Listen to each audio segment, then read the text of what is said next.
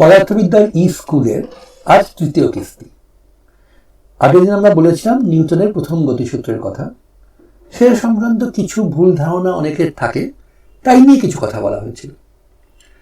আজকে কিন্তু আমি আবার সেই প্রথম গতিসূত্র সম্বন্ধেই কথা বলবো, কিন্তু আজকের বিষয়বস্তুটা আরেকটু গম্ভীর, আরেকটু গুরুগম্ভীর, হয়তো আরেকটু শক্ত। আমি চেষ্টা করবো সেটাকে যতটা সম্ভব সহজ করে বোঝাতে।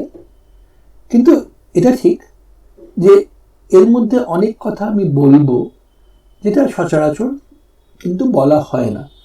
এই কারণেই বলা হয় না যে এটা বোঝাটা হয়তো একটু বেশি শক্ত, কিন্তু তাও এটা শুনে দেখো, হয়তো এর মধ্যে থেকে তোমরা অনেক চিন্তা করার রসদ পাবে।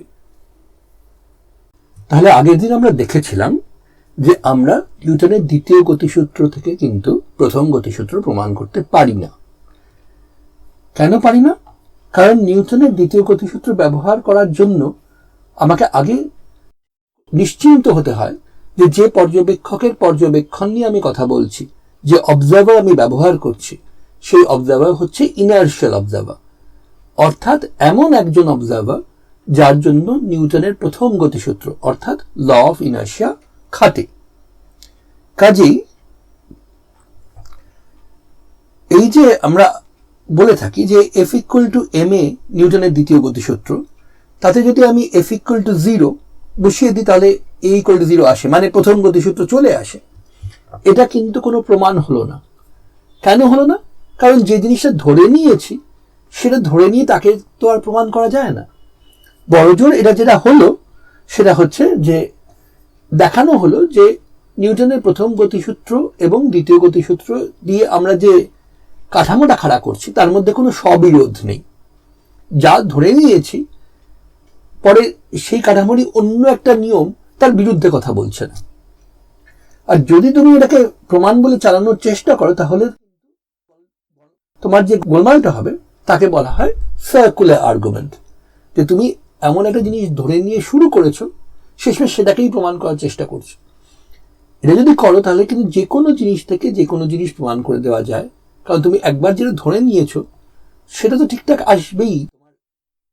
আচ্ছা, তাহলে বোঝা গেল যে নিউটনের গতিসূত্র ব্যবহার করতে গেলে আগে আমাকে ঠিক করে নিতে হবে যে আমি যে পর্যবেক্ষক ব্যবহার করছি সে ইনার্শিয়াল না ইনার্শিয়াল নয়। আচ্ছা, সেটা কি করে বোঝা যাবে? একটু তলিয়ে ভাবলে বুঝতে পারবে যে কোনো পর্যবেক্ষক ইনার্শিয়াল কি না এটা বোঝাটা কিন্তু খুব সহজ ব্যাপার নয়। আচ্ছা, একটু বুঝিয়ে বলি। আমাদের যে প্রথম জিনিসটার কথা বলেছিলাম, মানে টেবিলের উপর বসে থাকা বই, আবার সেটার কথাই ভেবে দেখি যে ধরো টেবিলের উপর সেই বইয়ের গল্পটা এখনো চলছে এবং আমি টেবিলের উপর বসে থাকা বইটাকে দেখছি। এখন আমি নিশ্চয়ই দেখছি যে বইটার কোনো ত্বরণ নেই, হলো। আর আমি এটাও বলেছি যে W-N যেটা বইটার উপর মোট বল, এটা 0। কাজেই নিউটনের প্রথম সূত্র আমার জন্য খাটে।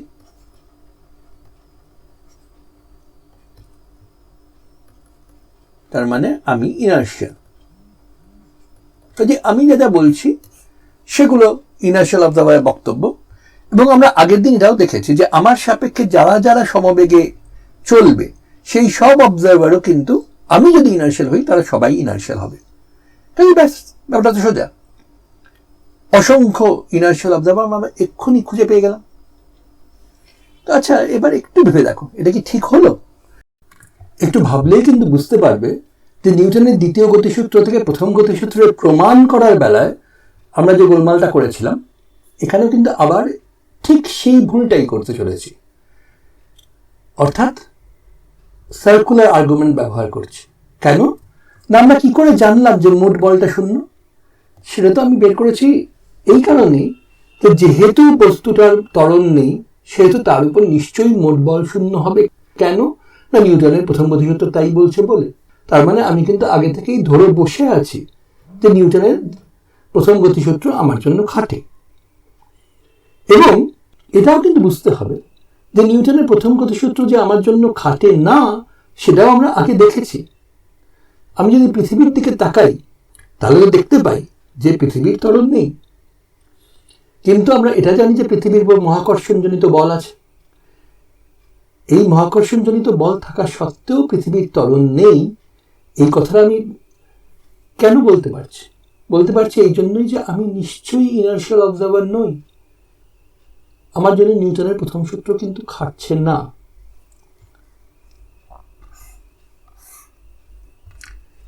তাহলে তো ব্যাপারটা একটু গোলমাল হয়ে গেল যে নিউটনের প্রথম গতিসূত্র খাটে এমন পর্যবেক্ষক খুঁজে বের করা, যেটা ভীষণ দরকার, কারণ সেখান থেকেই তো আমরা নিউটনের গতিসূত্রগুলো ব্যবহার করার পটভূমিকা পাবো। এটা কিন্তু যতটা সোজা মনে হচ্ছিল ততটা সোজা বোধহয় নয়। এবং ঠিক তাই এই ইনার্শিয়াল অবজার্ভার একজনকে খুঁজে পাওয়া গেলে অসংখ্য ইনার্শিয়াল অবজার্ভার খুঁজে পাবো, এটা নিয়ে কোনো সন্দেহ নেই। কিন্তু সেই একজনকে খুঁজে বের করাটা কিন্তু মোটেই সহজ কাজ নয়। কেন সহজ কাজ নয়? কোনো বস্তু আমার সাপেক্ষে চলছে কি চলছে না, বা তার ত্বরণ আছে কি নেই, সেটা তো আমরা মেপে সহজেই বের করতে পারি। কিন্তু তার উপর মোট বল শূন্য কিনা, সেটা আমি নিউটনের গতিসূত্র ব্যবহার না করে কি করে জানতে পারবো? তাহলে আমার জানতে হবে তার উপর ঠিক কে কে বল দিচ্ছে, কতটা বল দিচ্ছে, কিভাবে বল দিচ্ছে। এই সব কিছু জানা থাকলে তবে আমরা হয়তো সেখান থেকে মোট বলটা শূন্য কিনা বের করতে পারবো। নিউটন বুঝেছিলেন যে এটা বেশ শক্ত কাজ, এবং বলবিহীন কোনো বস্তু খুঁজে বের করাটা তার কাছে একটা অলিক কল্পনার মতো মনে হয়েছিল। কিন্তু তিনি তো নিউটন, কাজে তিনি ভেবে বের করলেন যে এটা তো ঠিক যে কোনো কিছু উপর কারা কারা বল দিচ্ছে, তারা কতটা বল দিচ্ছে এটা বের করা খুব শক্ত হতে পারে। কিন্তু এটা তো আমরা জানি যে কোনো জিনিস যদি আরেকটা জিনিসের থেকে অনেক অনেক দূরে থাকে তাহলে বলটা কমে যায়। বহু বহু দূরে চলে গেলে বল নিশ্চয়ই কমতে কমতে শূন্যের দিকে চলে যায়। কাজেই তিনি একটা কথা ভাবলেন যে ধরা যাক একটা দূরবর্তী তারা, ডিস্টেন্ট স্টার এর কথা আমরা ভাবি। এই ডিস্টেন্ট কথাটার মানেটা কি?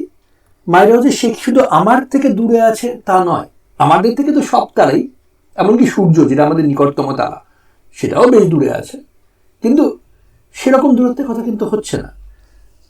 আমি বলছি সে শুধু আমার থেকে দূরে আছে তা নয়, আর সব কিছুর থেকেও বহু বহু দূরে আছে। সেই রকম তারার উপর মোট বল প্রায় নেই। Distance star is force free. কেন? না তার ধারে কাছে বল দেওয়ার মতো আর কেউ নেই বলে। তো তিনি বললেন ঠিক আছে, ইনার্শিয়াল অবজার্ভার খুঁজে বের করা তো বেশ সহজ, তোমার একটাই কাজ করতে হবে, সেটা হচ্ছে তুমি তোমার পর্যবেক্ষক ইনার্শিয়াল অবজার্ভার যাকে তুমি খুঁজে বের করতে চাইছো তাকে একটা ডিস্টেন্স স্টারের সাথে, দূরবর্তী তারার সাথে লাগিয়ে দাও। তার মানে এই নয় যে তোমাকে সেই তারার একদম আগুনের গোলার মধ্যে সেই অবজার্ভারকে রাখতে হবে।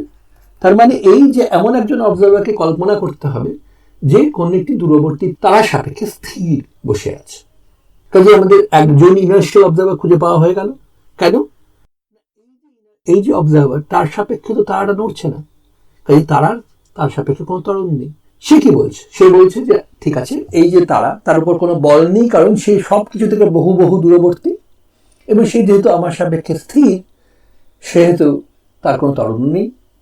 তার মানে আমার জন্য নিউটনের প্রথম গতিসূত্র খাটছে, কাজে আমি ইনার্শিয়াল। আর একবার যখন একজন ইনার্শিয়াল অবজার্ভার খুঁজে পাওয়া হয়ে গেছে তখনই কিন্তু অসংখ্য ইনার্শিয়াল অবজার্ভার সঙ্গে সঙ্গে খুঁজে পাওয়া হয়ে যাবে।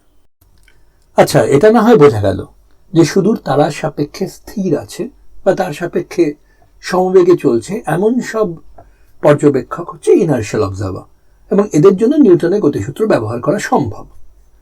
কিন্তু তাহলে আমি যে পৃথিবীতে বসে পরীক্ষা নিরীক্ষা করি, বা আমার মতো আরো অনেকে যারা করে, বা তুমি যখন কোনো পৃথিবীতে বসে কোনো কিছু দেখছো তখন কি তুমি নিউটনের সূত্র লাগাতে পারো?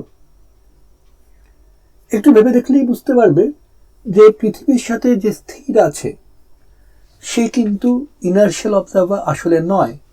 কারণ খুব সোজা, তুমি যদি রাতে গিয়ে আকাশের তারা দেখো, কোনো দূরের তারার দিকে তাকিয়ে দেখো, কিছুক্ষণ তাকালেই দেখতে পাবে সেই তারা গোল হয়ে আকাশে ঘুরছে। তার মানে সেই তারার কিন্তু তোমার সাপেক্ষে ত্বরণ আছে।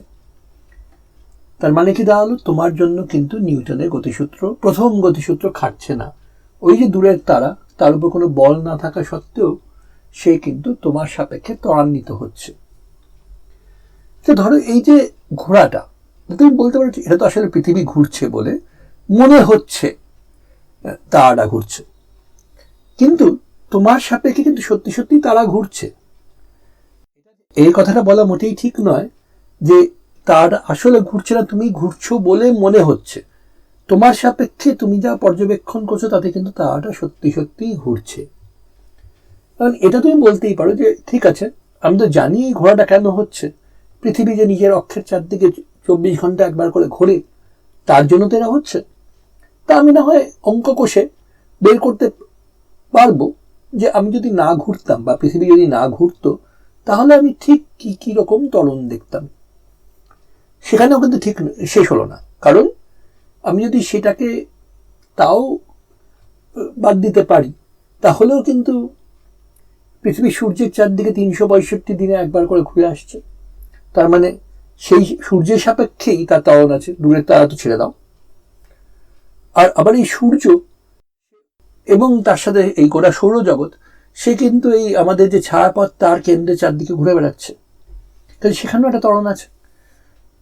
কারণ এই ত্বরণগুলো সবকটাই কিন্তু আমরা দৈনন্দিন জীবনে যেসব ত্বরণ দেখে থাকি তার থেকে ছোট, অনেকটাই ছোট।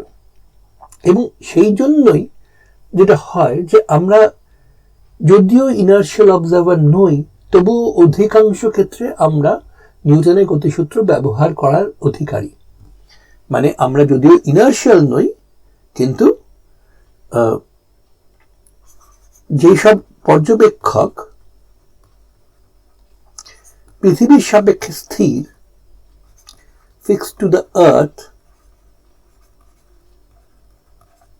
তারা হচ্ছে অ্যাপ্রক্সিমেটলি ইনার্শিয়াল, মানে প্রায় তারা ইনার্শিয়াল অবজার্ভার, পুরোপুরি না হলেও।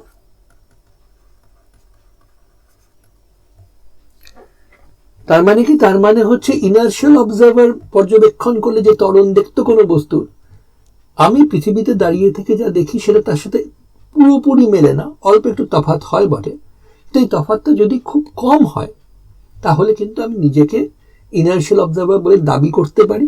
অন্তত আমি যদি সেক্ষেত্রে নিউটনের গতিসূত্র লাগাই, খুব তফাৎ হবে না।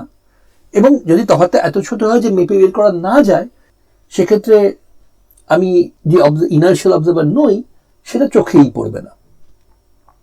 আচ্ছা, এখানে একটা জিনিস বলা ভালো, সেটা হচ্ছে আমি যেটা বললাম তা হলো ইনার্শিয়াল অবজার্ভার যে ত্বরণ মাপতো কোনো বস্তুর, তার থেকে আমি একটু আলাদা ত্বরণ মাপবো। এই তফাৎটা যদি খুব ছোট হয়, তবেই আমি নিজেকে ইনার্শিয়াল অবজার্ভার বলে বা অ্যাপ্রক্সিমেটলি ইনার্শিয়াল অবজার্ভার বলে দাবি করতে পারি। এখানে কিন্তু একটু ভেবে দেখার দরকার আছে। আমি যেটা বললাম সেটা হলো আমার মাপা ত্বরণ আর একজন ইনার্শিয়াল অবজার্ভারের মাপা ত্বরণ, এই দুটোর মধ্যে তফাৎ যদি খুব কম হয়, তাহলেই আমি নিজেকে অ্যাপ্রক্সিমেটলি ইনার্শিয়াল বা প্রায় ইনার্শিয়াল বলে দাবি করতে পারবো। কিন্তু এই যে ছোট বা এই যে কম, এই কথার মানে কি? কোনো জিনিস ছোট না বড় সেটা কিন্তু তুলনামূলক, কার সাথে তুলনা করছি সেটা খুব গুরুত্বপূর্ণ হয়ে যায় এক্ষেত্রে। আমি যদি বলি এই ক্লাসের অমুক ছাত্রটি খুব লম্বা, তাহলে আমি কি তাকে সেই ক্লাসের অন্য ছাত্রদের সাথে তুলনা করে বলছি সে লম্বা, নাকি সে সব ছাত্রদের মধ্যেই লম্বা, নাকি সে সব মানুষের মধ্যে লম্বা? এই কথার উত্তর না জানা থাকলে কিন্তু এটা ঠিক বোঝা যায় না। সবসময় এরকম কথা, ভারী ছোট বড়, এগুলো কিন্তু একটা জিনিসের সাথে আরেকটা জিনিসের তুলনা হিসেবে বলা হয়। এই তুলনা করার সময় কার সাথে তুলনা করা হচ্ছে এটা খুব গুরুত্বপূর্ণ। কাজেই আমি যে এই বললাম যে আমার মাপা ত্বরণ আর একজন ইনার্শিয়াল অবজার্ভার যা মাপবে সেই ত্বরণ, এই দুটোর মধ্যে তফাৎ খুব ছোট, তাহলে আমায় বুঝতে হবে এটা নিশ্চয়ই আমি তুলনামূলক অর্থে বলছি, কোনো না কোনো কিছুর সাথে তুলনা করে তবে বলছি। তো সেটা কার সাথে তুলনা করব? নিশ্চয়ই আমি যে ধরনের ত্বরণ মাপার চেষ্টা করছি বা যে ধরনের গতি আমি ব্যাখ্যা করার চেষ্টা করছি, তার সেখানে যে ত্বরণ হতে পারে, সেই রকম ত্বরণের সাথেই তুলনা করব। ধরো আমি মাটিতে দাঁড়িয়ে থেকে দূরে কেউ একটা বল ছুঁড়ে মেরেছে, সেই বলের গতি বোঝার চেষ্টা করছি। সেই বলের ত্বরণ কত হবে? সেটা তো প্রায় 10 মিটার পার সেকেন্ড স্কোয়ারের কাছাকাছি হবে। সেই মানের তুলনায় আমার মাপা ত্বরণ আর ইনার্শিয়াল অবজারভারের মাপা ত্বরণের মধ্যে যে তফাৎ, সেটা এতই অল্প হবে যে আমি নিজেকে খুব নিরাপদভাবে অ্যাপ্রক্সিমেটলি ইনার্শিয়াল অবজারভার হিসেবে দাবি করতেই পারি। সত্যি কথা বলতে কি, এই তফাৎটা এতই অল্প এবং সেটা মেপে বের করা এতই দুঃসাধ্য যে এক্ষেত্রে আমরা নিজেদের অ্যাপ্রক্সিমেটলি ইনার্শিয়াল অধিকাংশ ক্ষেত্রে বলি না, আমরা বলি আমরা ইনার্শিয়াল অবজার্ভার। এই আমি যখন পৃথিবীর গতি নিয়ে আলোচনা করব তখন কিন্তু আর এটা খাটবে না, কারণ সেক্ষেত্রে পৃথিবীর যে ত্বরণ আমার সাপেক্ষে হয় সেটা তো শূন্য। কারণ সেক্ষেত্রে একজন ইনার্শিয়াল অবজারভারের সাপেক্ষে পৃথিবীর যা ত্বরণ, আমারও কিন্তু ঠিক তাই ত্বরণ। তার মানেটা কি? তার মানে হচ্ছে আমি যে ত্বরণ মাপছি যেটা শূন্য, আর তার থেকে ইনার্শিয়াল অবজারভারের ত্বরণ বাদ দিলে যা হয় সেটার যা মান, আর পৃথিবীর আসল ত্বরণ যা, যেটা আমি মাপার চেষ্টা করছি, সেই দুটো কিন্তু সমান। মোটেই আমার যে ত্বরণ আর ইনার্শিয়াল অবজারভারের যে ত্বরণ, তার তফাৎটা এক্ষেত্রে কম নয়, বরং খুবই বেশি। তাই আমি ইনার্শিয়াল অবজারভার কি ইনার্শিয়াল অবজারভার নই, সেটা কিন্তু ঠিক হবে আমি কি জিনিস দেখার চেষ্টা করছি, কি ব্যাখ্যা করার চেষ্টা করছি সেই ভিত্তিতে। আবার বলছি, আমি যখন একটা বল ছোড়া হচ্ছে তার গতি ব্যাখ্যা করার চেষ্টা করছি, সেক্ষেত্রে আমি অ্যাপ্রক্সিমেটলি ইনার্শিয়াল, মাটিতে চুপচাপ দাঁড়িয়ে থাকলে অবশ্যই।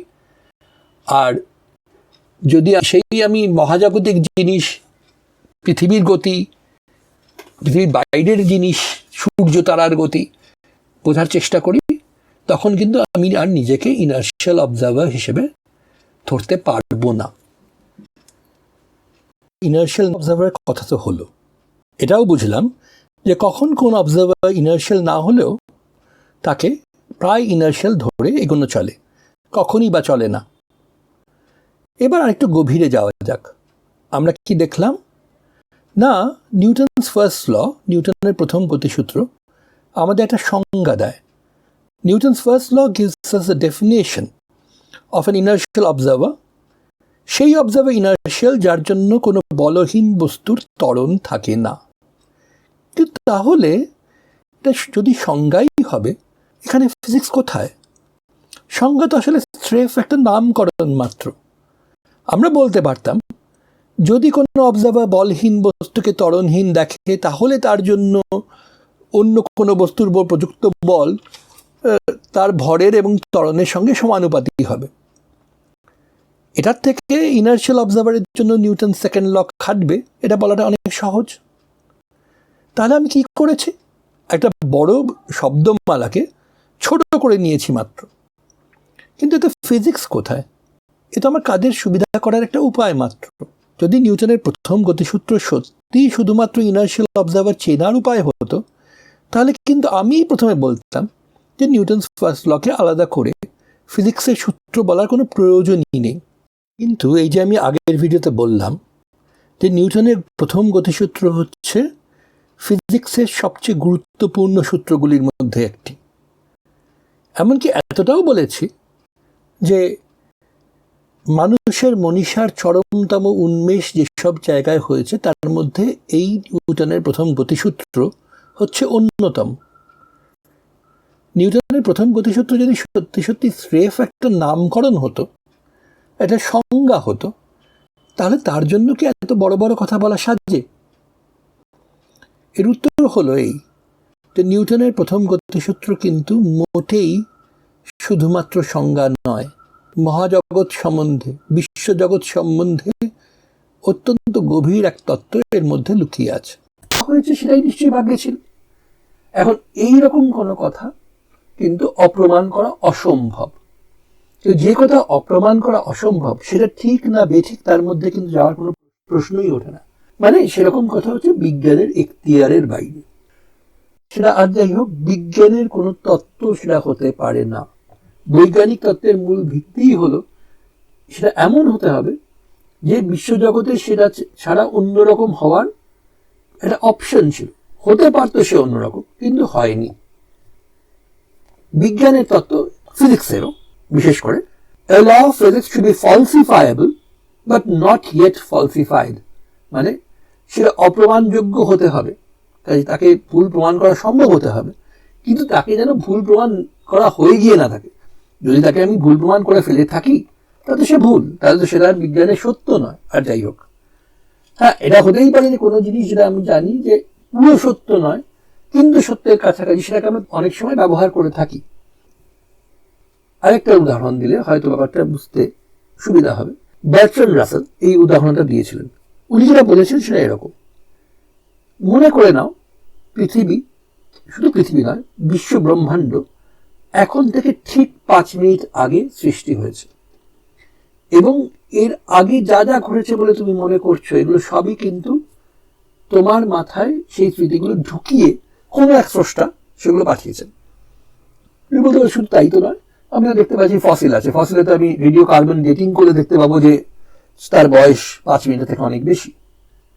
কিন্তু তার উত্তরে রাসেল বলবেন, না না, ওই যে জীবাশ্মগুলো তুমি দেখছো সেগুলো কিন্তু ওই সৃষ্টিকর্তা ওখানে রেখে দিয়েছেন তোমাকে বোকা বানানোর জন্যই, এবং তার মধ্যে কার্বন 14 এবং কার্বন 13 অনুপাত এমন ভাবেই রেখেছেন যে তোমার দেখে মনে হয় যে সেগুলো কয়েক হাজার কয়েক কোটি বছরের পুরনো, কিন্তু আসলে কিন্তু তা নয়। আসলে সেগুলো সবই 5 মিনিট আগেই তৈরি করা হয়েছে। তুমি ভেবে দেখো এই কথাটা কি অপ্রমাণ করা সম্ভব? এটা তলিয়ে দেখলেই বুঝতে পারবে না, এটাকে কিন্তু তুমি কখনোই অপ্রমাণ করতে পারবে না।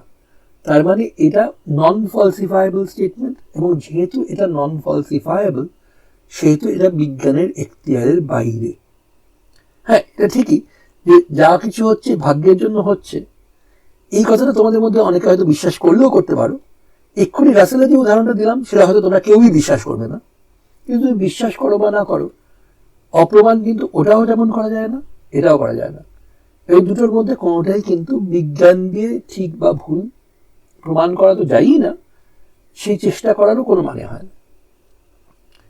কিন্তু ঠিক সেই রকম দিক দিয়ে দেখতে গেলে কোনো কিছুর নাম তাতে তো অপ্রমাণ করা কিছু নেই।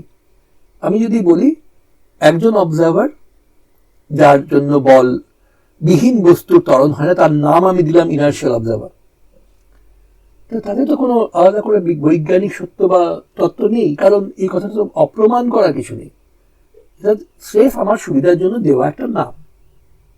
কিন্তু নিউটনের প্রথম গতিসূত্রে কি এর থেকে বেশি আর কিছু আছে এই নামের থেকে? উত্তর হলো আছে। আসলে এটা খুব গভীর জিনিস এটার মধ্যে আছে, সেটাকে আমি তোমাদের এখন বুঝিয়ে বলার চেষ্টা করছি। আচ্ছা, আবার সেই দূরবর্তী তারার কথাতেই ফিরে যাওয়া যাক। ধরা যাক আমি অনেক দূরবর্তী তারার মধ্যে একটিকে বেছে নিয়েছি, তারাটার নাম আমি দিলাম ধরো এস, এবং এর সাপেক্ষে স্থির কোনো একজন পর্যবেক্ষককে বেছে নিচ্ছি। আমরা এতক্ষণ অবধি যা বলেছি সেটা অনুযায়ী এই দূরবর্তী তারা যেহেতু সবকিছুর থেকে দূরবর্তী, অনেক অনেক দূরে আছে, এমনকি হয়তো এই পর্যবেক্ষকের থেকেও অনেক দূরে আছে, সেহেতু তার উপর কোনো বল কিন্তু নেই, কারণ বল দিতে গেলে যা লাগবে ধারে কাছে অন্য কিছু, সেগুলো কোনোটাই তার নেই। ভালো কথা। আর এই পর্যবেক্ষক যেহেতু তারাটির সাপেক্ষে স্থির, সেহেতু তারাটিও পর্যবেক্ষকের সাপেক্ষে স্থির, এবং তার ফলে তারাটির পর্যবেক্ষকের সাপেক্ষে কোনো ত্বরণ নেই। কাজে এই পর্যবেক্ষক ইনার্শিয়াল, এটা নিয়ে আমাদের কোনো সন্দেহ মনে হচ্ছে আপাতত নেই। কিন্তু একটা জিনিস ভেবে দেখো, বিশ্ব ব্রহ্মাণ্ডে কি শুধু এই একটি তারাই আছে? তা তো নয়, আরো তো তারা আছে। ধরো আরেকটা দূরবর্তী তারার কথা ভাবা যাক, যেটা এখানে আছে, তার নাম ধরো আমি দিলাম এস ড্যাশ, বা আরো তারা, আরো তারা থাকতেই পারে। এটা আছে এখানে, যার নাম এস ডাবল ড্যাশ। এখন এটা কি দেখলেই বোঝা যায় যে একটি তারার সাপেক্ষে আমি যেই একজন পর্যবেক্ষককে স্থির করে দিচ্ছি, তার সাপেক্ষে বাকি সব দূরবর্তী তারা সব হয় চুপচাপ স্থির থাকবে, নয় সমবেগে চলতে থাকবে। মানে তাদের একটি তারার, দূরবর্তী তারার যার সাপেক্ষে ত্বরণ নেই, সেই পর্যবেক্ষক বাকি সব তারাকে ত্বরণহীন দেখবে, অন্তত সব দূরবর্তী তারাকে? বিশ্ব সংসার কিন্তু এরকম নাই হতে পারত, হতেই হবে বিশ্ব সংসারের এরকম মাথার দিব্যি কিন্তু কেউ দেয়নি। এমন তো হতেই পারতো যে আমি একটা দূরবর্তী তারার সাপেক্ষে একটি পর্যবেক্ষককে স্থির করে দিলাম, সে যখন অন্য একটা দূরবর্তী তারা দেখলো, সে দেখলো সেই তারাটারে ত্বরণ আছে। নিউটনের গতিসূত্র কিন্তু কি বলে? এটা কিন্তু বলে না যে কোনো একটি বলহীন বস্তু এর ত্বরণ থাকবে না। নিউটনের গতিসূত্র বলে যে ইনার্শিয়াল অবজার্ভার যদি দেখে তাহলে কোনো বলহীন বস্তুরই ত্বরণ থাকবে না। তার মানে এখানে কিন্তু বিরাট জিনিস বলা হচ্ছে। নিউটন বলছেন যে এমন একজন পর্যবেক্ষক থাকবে যার জন্য কোনো বলহীন বস্তু, মানে বিশ্ব সংসারে যে কটা দূরবর্তী তারা আছে তারা সবাই ত্বরণহীন হবে। উল্টো দিক দিয়ে দেখতে গেলে আমি যদি একটি পর্যবেক্ষককে একটি দূরবর্তী তারার সাথে সাথে সাথে আটকে দিই, সে কিন্তু সঙ্গে সঙ্গে দেখবে বাকি সব দূরবর্তী তারা তার সাপেক্ষে আর ত্বরান্বিত হচ্ছে না।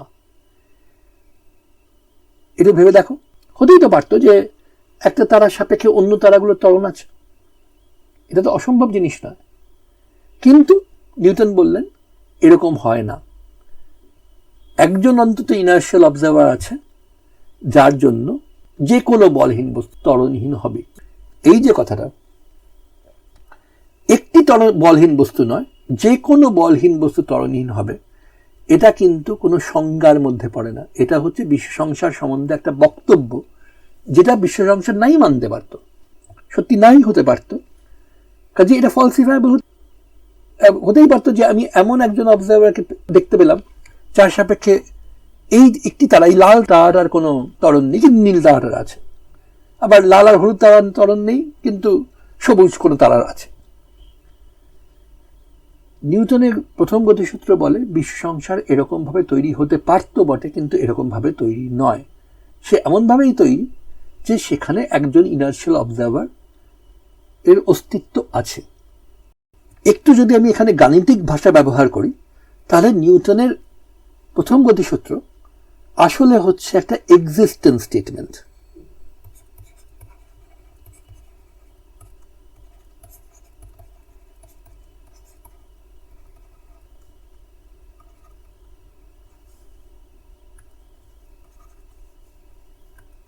তার সত্যিকার নিউটনস ফার্স্ট লর সত্যিকারের ইমপ্লিকেশন কি? রিয়েল ফিজিক্যাল ইমপ্লিকেশন, বা এর মধ্যে আসল ফিজিক্সটা কোথায় সেটা হলো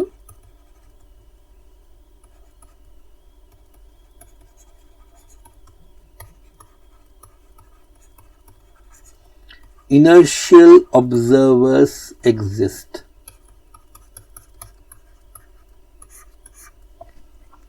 আদৌ ইনার্শিয়াল অবজার্ভার বলে কোনো কিছু একটা এই বিশ্ব সংসারে আছে। আমরা দেখেছি একটা যদি থাকে তাহলে অসংখ্য থাকবে, কিন্তু একটাও যে আছে এটা কিন্তু মোটেই স্বতঃ প্রমাণিত নয়। স্বতঃ প্রমাণিত কিছু হলে সেটা কিন্তু বিজ্ঞানের কোনো বক্তব্য হতো না, কারণ সেটা বিশ্বজগৎ সম্বন্ধে আমাদের পরীক্ষালব্ধ বা অপ্রমাণযোগ্য কোনো কথা হতো না। এটাই হচ্ছে নিউটনের প্রথম গতিসূত্রের মহানতা, যে এটা প্রায় অসম্ভব জিনিস সেটা যে বিশ্ব সংসার মেনে চলে, নিউটন সেই কথাটা আসলে বলতে পেরেছিলেন। তাহলে দেখা গেল যে নিউটনের প্রথম গতিসূত্র কিন্তু শুধুমাত্র একটা